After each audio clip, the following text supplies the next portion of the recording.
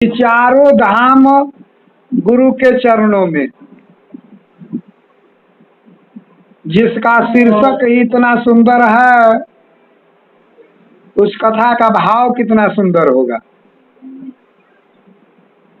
प्राचीन भारतवर्ष में ऋषि मुनि महर्षियों एवं ब्रह्मनिष्ठ ज्ञानियों द्वारा रचित अनेक धर्म शास्त्र एवं ग्रंथों में चार आश्रम का वर्णन आता है। पहला ब्रह्मचर्य, दूसरा गृहस्थ, तीसरा वानप्रस्थ और चौथा संन्यास आश्रम। सत्संग जी, चारिये आश्रम का बात आता है। परंतु आजकल इस भौतिक चकाचौक में मानव चौथी अवस्था में ही गृहस्थ जीवन की माया मोह में इतना जकड़ा रहता है कि उसे त्यागना ही नहीं चाहता। यह सब माया मोह की प्रबलता है। मोह के बंधन से निकलने का साधन परम पिता परमात्मा के पावन अमृत ज्ञान एवं दर्शन से ही संभव है। यह स्थिति व्यक्ति के जीवन में तभी साकार होती है तब वह तन मन धन से समय के सतगुरु का संधि माने संग होला, संग करेला, संधि का मित्रता, संधि एवं सेवा, सत्संग दर्शन करे। निश्चल मन से सेवा में अपने मन को लगा देने से ही अध्यात्म की संपदा मानव के हाथ लगती है। जिस भक्त का मन सतगुरु के चरणों में अटूट श्रद्धा भाव के साथ जुड़ता है, वही परम पिता परमात्मा के पावन ज्ञान को प्राप्त करने का अधिकारी है।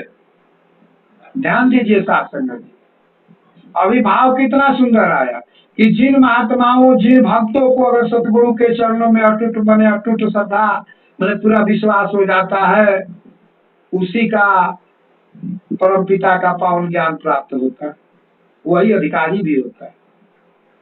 परम पिता के समीप पहुंचने का साधन सतगुरु से प्राप्त होता है। आज तो प्रेम है, वह यदि कल किसी कारणवश नहीं रहा तो वह प्रेम अखंड नहीं है।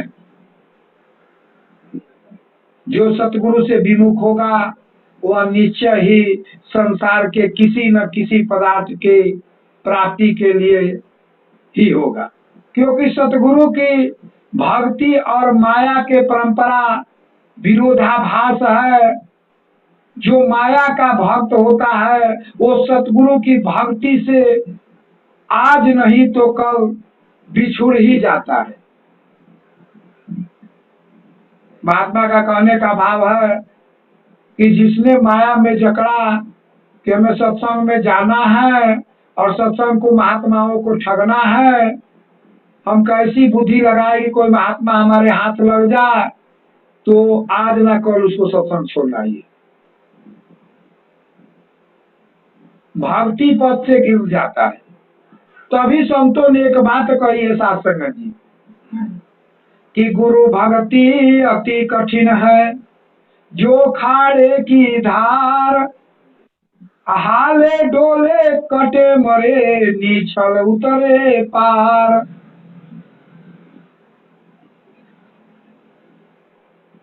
यह मानव शरीर तो एक न एक दिन छूट ही जाएगा, और जिस माया मोह के भरम में सतगुरु की सेवा से विमुख हुआ, वह धन, मकान, ऐश्वर्य, कीर्ति आदि श्वासों से निकलते ही दूसरी का हो जाता है।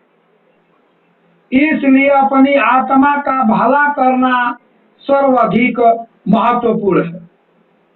अभी महात्मा बता रहे कि अपनी आत्मा को भला करो, जो तेरे आत्मा में जो राम रम रहा है, इस राम को कोई बात से दुख मत दो, भोजन से, वस्त्र से, किसी प्रकार इसको दुख मत दो।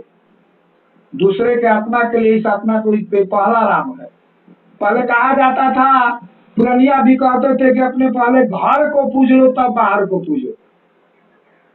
आए मानो, जिस घर में राम बैठा है, इस राम को कष्ट दोगे और दूसरे से सलामी दागोगे, अरे इनसे सलामी दागो, इनका सलामी का मतलब हुआ कि जो तेरी आत्मा मांग रही है उसको देना होगा तुझे।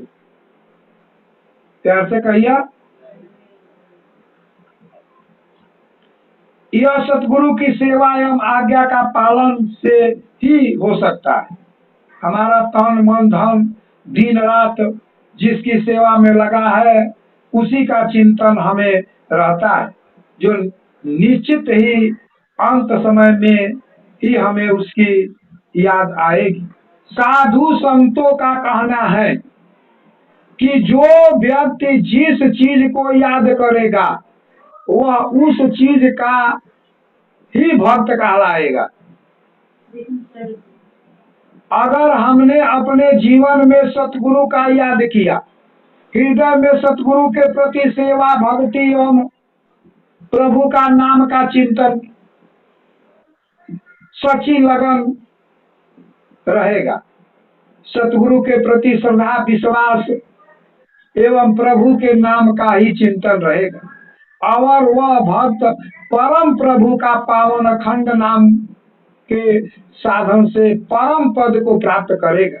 सतगुरु के वचनों में विश्वास रखने एवं आज्ञा में चलने वाले को ही सतगुरु की याद आती है, और जिस भक्त को सतगुरु की याद आती है उसी का मन प्रभु सुमिरन में लगता है। इसी बात पर स्पष्ट महात्मा कबीर जी कहते हैं कि गुरु जो बसे बनारस शीश समुंदर तीर, एक पलक बिसरे नहीं जो गुण होवे शरीर। प्यार से कहिए,